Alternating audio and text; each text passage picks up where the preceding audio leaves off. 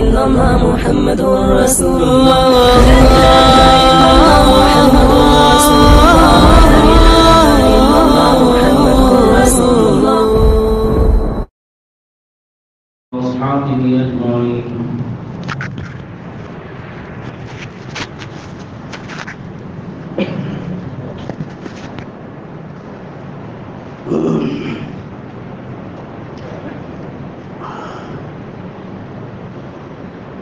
أما بعد فأعوذ بالله من الشيطان الرجيم. بسم الله الرحمن الرحيم. وقرن في بيوتكن ولا تبرجن تبرج الجاهلية الأولى. صدق الله مولانا العظيم.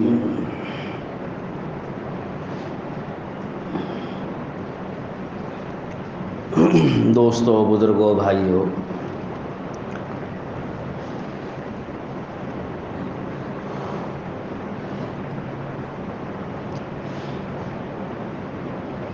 پہلی بات تو یہ ہے کہ راستے ایسے جام ہو جاتے ہیں بسا اوقات کہ نہ آگے جا سکتے نہ پیچھے جا سکتے، اور بالخصوص آپ کا ٹانی روڈ مشہور ہے.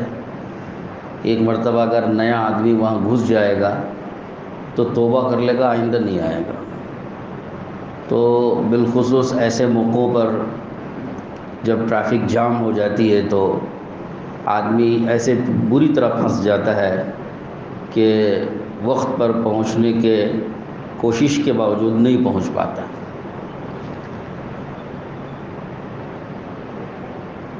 آج میں نے قرآن مجید کی ایک آیت پڑھی،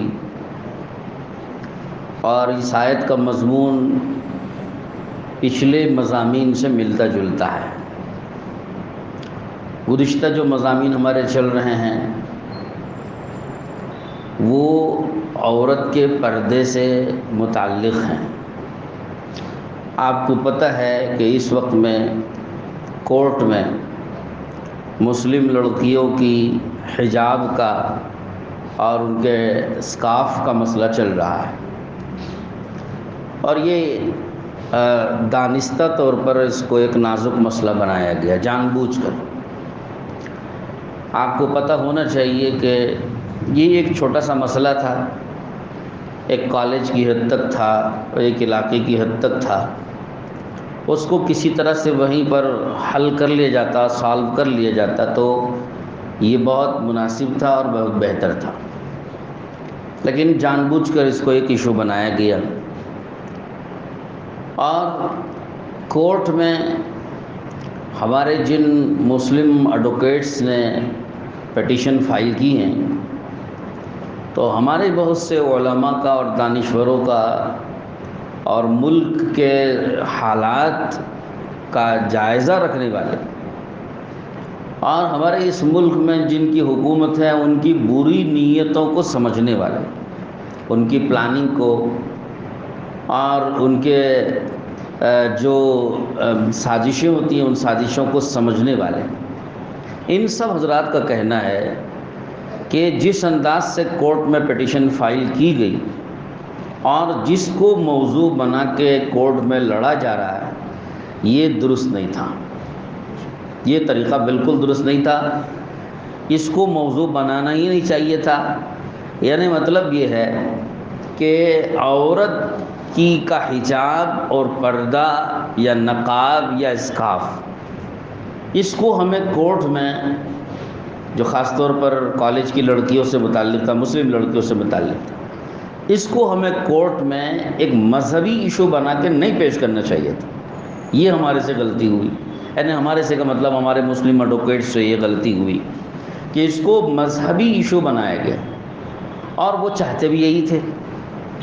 جو فرقہ پرست لوگ ہیں جن کی سازش اس کے پیچھے چل رہی ہے، وہ یہی چاہتے تھے کہ اس کو ایک مذہبی ایشو بنایا جائے تاکہ اس کا فائدہ پولیٹیکلی ان پارٹیوں کو ہو جو اس وقت میں حکومت کر رہی ہیں، اور وہ خوب اس کا فائدہ اٹھانے کی کوشش کر رہے ہیں. فائدہ نہیں پہنچ رہا ہے، اگرچہ کہ اللہ کی قدرت بڑی عجیب غریب ہے. کیسے اللہ پاک کس کو کہاں مارتے ہیں، کس کی گردن کہاں مروڑتے ہیں، تو اللہ ہی بہتر جانتے ہیں۔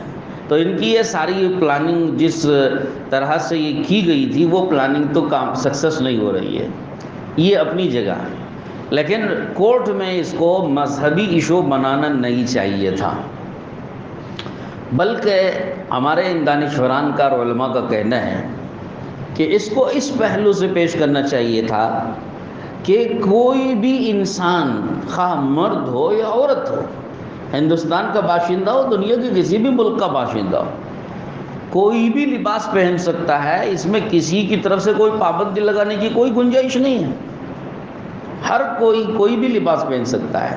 آپ اپنے لباس میں آزاد ہیں، ہم اپنے لباس میں آزاد ہیں۔ بالخصوص اس ہندوستان میں یہ ایشو اٹھانا چاہیے تھا کہ ہر انسان اپنے لباس میں آزاد ہے، عورت اپنا لباس پہننے، اپنا کوئی بھی لباس وہ پہن سکتی ہے، کوئی بھی شناخت وہ رکھ سکتی ہے، سر ڈھانکے، چہرہ ڈھانکے، بدن ڈھانکے اور پیر ڈھانکے، ہاتھ ڈھانکے، سر ڈھانکے، سب کچھ ڈھانک کے چھپ چھپائے بھی آئے جائے رہے، تو کس کو اختیار ہے کہ یہ اعتراض کرنے کا کہ یہ لباس تم کیوں پہنتی ہو، یہ نہیں پہننا، یہ پہننا ہے؟ تو کسی کا کوئی لباس متعین کرنے والے تم کون ہو؟ کسی کے کسی لباس پر پابندی لگانے والے تم کون ہو؟ اور کسی کے کسی لباس کو منع کرنے والے تم کون ہو؟ مجھے اختیار ہے کہ میں جو چاہے لباس پہنوں، میں اپنے سر پہ پگڑی پہن کے آیا ہوں، کون روکتا ہے؟ وہ روک سکتا ہے مجھے؟ کس کو اختیار ہے، کس کو حق ہے روکنے کا؟ آپ سر پہ ٹوپی پہن کے پھر رہے ہیں، آپ کو کون روک سکتا ہے؟ اور آپ کرتا پہن کے آ رہے ہیں، آپ کو کون روکے گا؟ آپ کرتا نہیں پہنتے ہیں بلکہ شرٹ پہن کے آتے ہیں، کون روکے گا آپ کو؟ تو کسی کو بھی کسی لباس کے سلسلے میں پابند کرنے کا کوئی حق نہیں ہے، ہر انسان کو اپنے لباس خود اختیار کرنے کا پورا حق ہے۔ یہ ایشو اصل اٹھانا چاہیے تھا۔ وجہ اس کی یہ ہے کہ ہندوتوا جو ہے اور اس میں منوواد کی جو فکر اور سوچ ہے، وہ سوچ بہت ہی گھٹیا سوچ ہے۔ وہ سوچ منوواد کی جو اس وقت میں فرقہ پرست پارٹیوں کا جو اصل ایجنڈا ہے کہ اس کو ہندو راشٹر بنانا، اس ملک کو، اس ایجنڈے کے پورا کرنے کے لیے یہاں جو منوواد لانا چاہتے ہیں، ہندوؤں کا اور ہندو مذہب کا ایک جو تصور ہے، وہ تصور جو یہاں لانا چاہتے ہیں، اس کے تحت میں یہ ایشو اٹھا رہے ہیں۔ اور منوواد کے تصور میں اور ہندوازم کے اس تصور میں نچلی ذات والوں کو اعلیٰ لباس پہننے کا اختیار نہیں ہے، صرف اونچی ذات کے لوگ ہیں جن کو لباس پہننے کا اختیار ہے، اور نچلی ذات کے لوگوں کو تو لباس پہننے کا اختیار نہیں ہے۔ نچلی ذات کے لوگ، آپ پچھلی منوواد کا جو سسٹم یہاں پر چالو تھا اس کی تاریخ اگر آپ اٹھا کے دیکھیں گے تو آپ کو پتہ چلے گا کہ ان کے تصور میں نچلی ذات کے لوگوں کو یہ پیٹ کے اوپر کا حصہ، پیٹ کے اوپر، ناف کے اوپر کا بدن ڈھانکنا جائز ہی نہیں تھا ان کے مذہب میں۔ ایک مرد کی بات نہیں کرتا میں، عورت کی بات کر رہا ہوں۔ ایک عورت کو اپنا سینہ چھپانے کی اور سینے کے اوپر کپڑا ڈالنے کی اجازت نہیں تھی، وہ بلاؤز نہیں پہن سکتی تھی۔ یہ منوواد کا تصور ہے، یہ ہندوازم کا تصور ہے، یہ ان کے مذہب کی اور مذہبی سوچ اور گھٹیا سوچ ہے۔ وہ اس سوچ کے مطابق اور اس فکر کے مطابق اس ملک کو لانا چاہتے ہیں، اس لیے انہوں نے ایک ترتیب وار، ابھی انہوں نے اس کو نہیں لایا، ابھی تو اور مسلمان عورت کے چہرے پر پردہ، سر کے سکارف کو موضوع بنایا ہے انہوں نے۔ جب اس کو یہ کینسل کریں گے تو اگلے سٹیپ میں وہ اس تصور پر آئیں گے جو منوواد کا تصور نچلی ذات کی عورتوں کے سلسلے میں پچھلے زمانے میں قائم تھا، اگلے سٹیپ میں وہاں آئیں گے۔ لیکن اللہ ان کو سمجھ نصیب کرے، یہ جو غیر قوم ہیں، غیر مسلم اقلیتیں جو بیکورڈ کلاسز کے اور دوسرے فرقوں کے اور دوسرے جو ذات پات کے لوگ ہیں، ان کو اس بات کی عقل ابھی نہیں آ رہی ہے، اور ان کی عقل میں یہ بات ابھی اتر نہیں رہی ہے۔ علماء سمجھا رہے ہیں، مسلمان دانشوران سمجھا رہے ہیں، مگر ان نچلی ذات کے لوگوں کو یہ ابھی سمجھ میں نہیں آ رہا ہے۔ وہ سمجھ رہے ہیں کہ یہ ہندو مسلم ایشو ہے، اس کو چلنے دو، یہ ہمارے سے کوئی تعلق نہیں رکھتا. ان کو یہ پتہ نہیں ہے کہ جب وہ اس سے نمٹ جائیں گے تو اگلے سٹیپ میں وہ ان کے اوپر ہاتھ ڈالیں گے اور ان کو کہیں گے کہ تمہیں اوپر کا لباس پہننا بھی تمہیں جائز نہیں ہے. وہ اس پر ہاتھ ڈالیں گے اور پھر وہ اس تصور کو زندہ کریں گے جو ہندوازم کا پرانا تصور تھا. اس لیے ہمارے علماء اور دانشوروں کا کہنا ہے کہ صرف ہماری اپنی خاطر نہیں، ہمارا اپنا مذہب تو محفوظ رہے گا قیامت تک انشاءاللہ.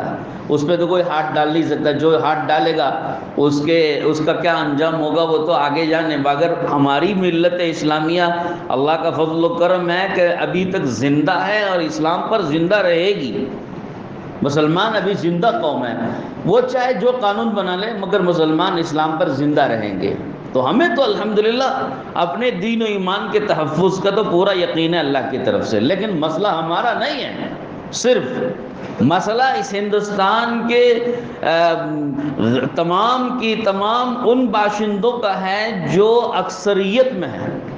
میں اکثریت اس لیے کہہ رہا ہوں کہ ہندو مذہب کے ماننے والوں کی اگر آپ پرسنٹیج لے لیجئے، فیصد لے لیجئے تو بہت تھوڑے سے ہیں.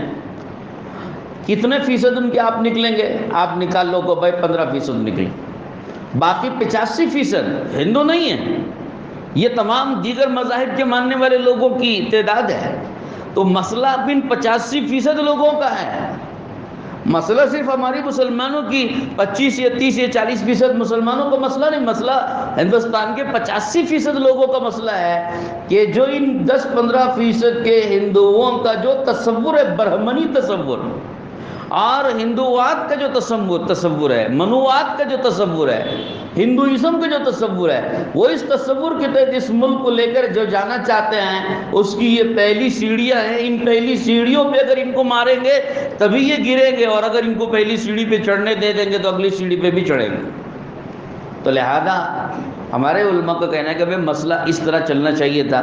لیکن سمجھ اور عقل سے عاری یا یہ کہ ہمارے مسلم ایڈوکیٹس جو بغیر مشورے کے جنہوں نے پیٹیشن فائل کر کے آگے قدم بڑھایا ہے، یہ ان کی ناسمجھی کہہ لیجئے کہ اس ایشو کو مذہبی ایشو بنا کر دانستہ طور پر پیش کر دیا گیا اور ایک مذہبی ایشو بنا دیا گیا. اور امید نہیں ہے کہ ہائی کورٹ سے کوئی انصاف کے مطابق فیصلہ آئے گا، ہمارے حق میں آئے گا. اس کی امید تو کم ہے، اگرچہ کہ دلائل بہت مضبوط دیے ہیں اور مذہبی اعتبار سے اور اسلامی اعتبار سے دلائل ہمارے ایڈوکیٹس نے مضبوط دیے، لیکن فیصلہ کرنے کے سلسلے میں وہ با اختیار نہیں ہے. ہائی کورٹ کے ججز اس وقت میں پریشر میں وہ با اختیار نہیں ہے. وہ تو وہی فیصلہ دیں گے جو ان کے اپنے تصور و فکر اور اوپر والوں کے حکم اور اشارے کے مطابق ہوگا. بیچ کا فیصلہ دیں گے، یہی امید تو لگ رہی ہے. باقی یہ کہ فیصلہ جب آئے گا تو ہمارے ایڈوکیٹ تو چنے رہیں گے، وہ تو آگے بڑھیں گے، سپریم کورٹ میں پھر فائل کریں گے. لیکن ہمارے علماء اور ملک کے دانشوران اس بارے میں باقاعدہ غور و فکر کر رہے ہیں کہ جو اصل مدعا اٹھانا چاہیے تھا، جس کو چھوڑ دیا گیا ہے، جو ابھی میں نے آپ سے عرض کیا، اس مدعا کو لے کر آگے بڑھنے کی کیا صورت ہوگی، کیا شکل ہوگی، اس بارے میں غور و فکر کر رہے ہیں. ممکن ہے کہ اگلے سٹیپ میں اگر یہ کورٹ کا فیصلہ ہمارے حق میں نہیں آتا ہے تو ممکن ہے اس رخ سے دوبارہ پیٹیشن فائل کی جائے گی اور دوبارہ لڑا جائے گا اور یہ مسئلہ اٹھایا جائے گا کہ تم نے اس کو مذہبی ایشو بنایا. یہ مذہبی ایشو نہیں ہے، یہ ہندوستان کے باشندوں کی آزادی کا مسئلہ ہے اور خاص طور پر خواتین اور عورتوں کی ڈسکریمنیشن کا مسئلہ ہے کہ تم نے ان کے ساتھ امتیازی سلوک کیوں برتا. ان کے عورت کو تعلیم دینا ان کے تصور نہیں ہے. عورت کو تعلیم دینے کا تصور منوواد میں نہیں ہے. ایک تو وہ تصور ہے جو ابھی میں نے لباس کا بتایا آپ کو. ان کا دوسرا تصور ہے عورت کو تعلیم نہیں دینا چاہیے. عورت کی حیثیت ان کے یہاں بالکل خادمہ سے بھی زیادہ گری ہوئی ہے. بہت ہی زیادہ گھٹی ہوئی حیثیت وہ دیتے ہیں، گری ہوئی حیثیت کے ساتھ وہ عورت کو رکھتے ہیں. لہذا وہ ان کے تصور میں یہ بات نہیں ہے کہ عورت تعلیم یافتہ بنے. اب عورت کو تعلیم یافتہ بنانا ہی ان کے تصور میں نہیں ہے، تو لہذا عورت کو تعلیم سے روکنے کے لیے جو کچھ کرنا ہوگا وہ کریں گے. آج مسلمان لڑکیوں کو تعلیم سے روکنے کی یہ سازش کر رہے ہیں، کل دیگر نچلی ذات کی عورتوں کو بھی تعلیم سے روکنے کی کوئی دوسری تدبیر کریں گے. وہ لائیں گے دوسری تدبیر اگلے اسٹیپ میں، اگر اس میں کامیاب ہو گئے تو اگلے اسٹیپ میں وہ اس کو لائیں گے۔ نچلی ذات کی عورتیں تعلیم حاصل نہیں کر سکتی، بلکہ مطلقاً عورتیں ان کے یہاں غلامانہ طریقے پر رہیں گی۔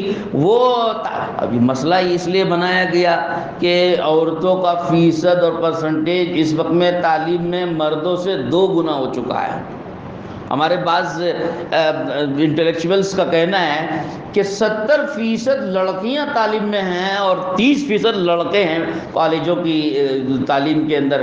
تو لہذا آپ سوچئے کہ جہاں عورتوں کے تعلیم حاصل کرنے کا فیصد مردوں سے 2 گنا ہو چکا ہو، وہاں اس تعلیم کو روکنے کے لیے، اس تصور کے ہوتے ہوئے اس تعلیم کو روکنے کے لیے قدم نہیں بڑھائیں گے تو کیا کریں گے؟ تو یاد ہے وہ اب قدم بڑھانا چاہتے ہیں عورتوں کی تعلیم کو روکنے کے لیے۔ تو غرض یہ تصورات ان کے اپنے ہندوانہ تصورات ہیں، ان چیزوں کو ابھارا نہیں جا رہا ہے اور ان چیزوں کو ہائی لائٹ نہیں کیا جا رہا ہے، اور اس کو پردے کو ایک ایشو، مذہبی ایشو بنا کر کے ہائی لائٹ کیا جا رہا ہے تاکہ یہ ہندو مسلم ایشو بن کر فائدہ ان کی گود میں جائے اور سارے کے سارے ہندو ایک ہو جائیں اور ووٹ ان کو دیں۔ تو چت بھی ہماری اور پٹ بھی ہمارا۔ وہ چاہتے ہیں کہ ایک تیر میں 2 شکار ہو جائے، لیکن اللہ کو خوب پتہ ہے کہ کس تیر میں کس کو شکار کرنا ہے اور کس تیر سے کس کو قتل کرنا ہے، اللہ کو معلوم ہے۔ اللہ پاک خود انتظامات اس کے کریں گے، لیکن ہماری اپنی کوششوں کو صحیح رخ دینے کی ضرورت ہے۔ میں ان تمام کوششوں کو جو ملکی سطح پہ چل رہے ہیں وہ اس کو میں نے مختصراً آپ کے سامنے تو بیان کر دیا۔ باقی یہ کہ ہمیں اور آپ کو کیا کرنا ہے، ہمیں اور آپ کو کیا کرنا ہے، جو یہاں یہ مجمع بیٹھا ہوا ہے، ہمیں اور آپ کو کیا کرنا ہے۔ قرآن مجید کی جو آیت میں نے پڑھی، اس آیت پاک میں آپ غور کیجئے کہ اللہ نے ہم کو کیا سبق دیا۔ اللہ نے فرمایا وَقَرْنَ فِي بُيُوتِكُنَّ، عورتوں سے فرمایا کہ اپنے گھروں میں بیٹھی رہو، تمہارا اصل کام تو گھر کا ہے، تمہاری اصل ذمہ داری گھر کی ہے، تم اصل میں گھر کی ملکہ ہو، تم گھر کی رکھوالی ہو۔ گھر میں تعلیم دینا، تربیت کرنا اور اپنے بچوں کی پرورش کرنا اور بچوں کو پالنا اور پوسنا اور ان کو نشو و نما کرنا اور ان کی ہر لمحہ بلمحہ نگرانی کر کے ان کو پروان چڑھانا، تم کو یہ ذمہ داری دے کے اللہ پاک نے دنیا میں پیدا کیا ہے۔ تم ولا تبرج، نہ تبرج الجاہلیۃ الاولی، بازاری عورتوں کی طرح باہر پھرنے کا نظام تم نے کیوں بنا رکھا، اپنے ذمہ لے رکھا ہے؟ سارے باہر کے کام تم نے لے رکھے ہیں، سارے باہر کے کاموں کی ٹھیکیداری تم عورتوں نے لے رکھی ہے۔ ایڈورٹائزمنٹ میں تم آتی ہو، بورڈوں میں تم آتے ہو، اسکرین پر تم آتے ہو، اور کوئی صابن یا کوئی چھوٹے سے چھوٹا اور معمولی سے معمولی اور گھٹیا سے گھٹیا کوئی اگر کسی کو ایڈورٹائز کرنا ہے تو اس میں تم آتی ہو، اور جھاڑنے کے لیے تم چاہیے، اور ہسپتالوں میں تم چاہیے، صفائی کے لیے تم چاہیے، آفس کے لیے تم چاہیے، دکان کے لیے تم چاہیے، کاروبار کے لیے تم چاہیے، اور ہر جگہ تمہاری ضرورت کہ تم کو اللہ پاک نے گھر کی ملکہ بنایا تھا، تم گھر میں رہتی اور گھر سنبھالتی، تو گھر میں تمہاری گود میں پلنے والے بچے ایک ایک اپنی جگہ پہ شہنشاہ بنتا، ایک ایک اپنی جگہ ولی اللہ بنتا، ایک ایک اپنی جگہ قطب اور ابدال بنتا، اور ایک ایک اپنی جگہ اللہ کا وہ پاکیزہ بندہ بنتا کہ جن کو دیکھ کے دنیا ان کے پیچھے چلنے پر تیار ہوتی ہے، ان کی اتباع کرنے کے لیے تیار ہوتی ہے۔ تو ہم نے گھر چھوڑ دیا، گھر خادماؤں کے حوالے، صفائی کرنے والوں کے حوالے، پوچھنے پاچھنے والوں کے حوالے، کچرا اٹھانے والوں کے حوالے، گھر کی رکھوالی وہ کریں گے، سامان وہ جوڑیں گے، بچوں کو وہ کھلائیں گے، بچوں کی تربیت وہ کریں گے، کپڑے وہ پہنائیں گے، بچوں کو نہلائیں گے، وہ دھلائیں گے، وہ کھلائیں گے، وہ پلائیں گے، وہ سلائیں گے، وہ کہ سارا کام تم نے نوکرانیوں اور نوکر چاکری کرنے والیوں کی اور گھٹیا اخلاق والی، ظاہر سی بات ہے کہ نوکری چاکری کرنے والی جو خادمائیں ہوتی ہیں ان کے اخلاق کیسے ہوتے ہیں، عادتیں کیسی ہوتی ہیں، ان کے اطوار کیسے ہوتے ہیں، ان کی اپنی طبیعت اور فطرتیں کیسی ہوتی ہیں۔ بچوں کی تربیت پالنے پوسنے سے لے کے سارے کام ان خادماؤں کے حوالے کر دیے، پکوان بھی ان کے حوالے کر دیا، تو ظاہر سی بات ہے کہ گھر کا جو نظام بگڑے گا، اور ان خادموں اور نوکرانیوں اور کام کرنے والی عورتوں کے مزاج میں، طبیعت میں اور اخلاق میں اور سوچ و فکر میں جو چیزیں ہوں گی وہ تمہارے گھر میں منتقل ہوں گی اور تمہارے بچوں میں منتقل ہوں گی۔ تمہارے بچے جب بڑے ہو کے باہر آئیں گے تو وہ کوئی اچھے انسان نہیں بنیں گے، انتہائی بد اخلاق انسان بن کے نکلیں۔ کیونکہ ہم نے میدان دوسروں کے حوالے کیا، یہ میدان تمہارا تھا، ایک مسلمان خاتون کا، ایک مومن عورت کا یہ میدان تھا کہ وہ اپنے اس میدان میں رہے، گھر میں اس کا یہ کام کرنے کا اور محنت کرنے کا یہ میدان تھا۔ امام بخاری کیسے بن گئے؟ ماں کی تربیت کے نتیجے میں۔ شیخ عبد القادر جیلانی اتنے کتب اور ابدال اور امام ربانی کیسے بن گئے؟ ماں کی گود اور ماں کی تربیت کے نتیجے میں۔ اور حضرت فاطمہ سیدۃ النساء اہل الجنہ، جنت کی عورتوں کی سردار کیسی بن گئی؟ ماں کی گود میں، خدیجۃ الکبریٰ رضی اللہ عنہا کی گود میں۔ تو ایک ایک کہانی اٹھا کے دیکھو تاریخ میں، جہاں مسلم عورتوں نے اپنے گھر میں رہنے کو، گھر میں محنت کرنے کو میدان بنایا ہے اور یہ میدان انہوں نے سنبھالا ہے، تو وہاں ان کی گودوں میں پلنے والے بچے ایک ایک اپنی جگہ پر امام بنے ہیں۔ اور جہاں عورتوں نے اپنا گھر میدان خالی چھوڑ دیا اور نوکرانیوں کے حوالے کر دیا، اب ان گودوں میں، نوکرانیوں کے گودوں میں پلنے والے آج بچے نوکر بن رہے ہیں، چاکر بن رہے ہیں، کوئی کام، کسی کام کے لائق نہیں ہیں۔ ساری آفسوں، سارے اداروں اور سارے مینجمنٹس میں اور سب جگہ عورتوں کا قبضہ ہے، وہاں مرد کسی کام کے قابل نہیں ہیں، مرد کسی کام کے قابل نہیں، نہ کالج سنبھالنے کے قابل، نہ اسکول سنبھالنے کے قابل، نہ پڑھانے کے قابل، نہ آفس سنبھالنے کے قابل، کسی کام کے قابل مرد نہیں بن رہے ہیں، سب کام کے قابل عورتیں بن رہی ہیں۔ کیوں کہ عورتیں گھر میں رہ کے اپنے بچوں کو بناتی اس لائق، اس قابل۔ اب جب گھر میں عورتوں نے اپنے بچوں کو بنانا چھوڑ دیا تو ان کے گھروں میں پلنے والے بچے ناقابل بن رہے ہیں۔ تو اس لیے اسلام نے جو تصور دیا ہے اس تصور پر ہم کو اور اب کو اپنے عورتوں، اپنی بچیوں کو لانا ہے کہ ہم اپنی عورتوں کو باہر کے لیے نہیں، اسلام نے گھر کے لیے عورتوں کو بنایا تھا، گھر کی ملکہ بنایا ہے، گھر کی ہوم منسٹر ان کو بنایا ہے اور گھر کی شہنشاہ اور بادشاہ ان کو بنایا ہے۔ اس کی گود میں پلنے والے بچے جو ہے وہ پروان چڑھ کے امام بنیں گے۔ اس کے لیے جو تصور اسلام نے دیا، ہم اس تصور پر اپنی عورتوں، اپنی بچیوں کو لانے کی کوشش کریں۔ دنیا والوں کی طرح سے اپنی عورتوں، اپنی بچیوں کو بازاری بنا کر کے گھر نوکروں کے حوالے کرنے کا طریقہ ہم بالکل چھوڑ دیں گے۔ آج ہم طے کریں کہ ہمارا گھر ہماری عورتوں کے قبضے میں رہے گا، نوکروں کے قبضے میں نہیں رہے گا۔ اللہ تعالیٰ مجھے اور آپ کو سمجھنے کی توفیق نصیب فرمائے۔ وآخر دعوانا الحمدللہ رب العالمین۔ اگر ابھی تک آپ نے حضرت کا چینل سبسکرائب نہیں کیا ہے تو سبسکرائب کر لیں تاکہ تمام نوٹیفیکیشنز آپ کو ملتی رہیں۔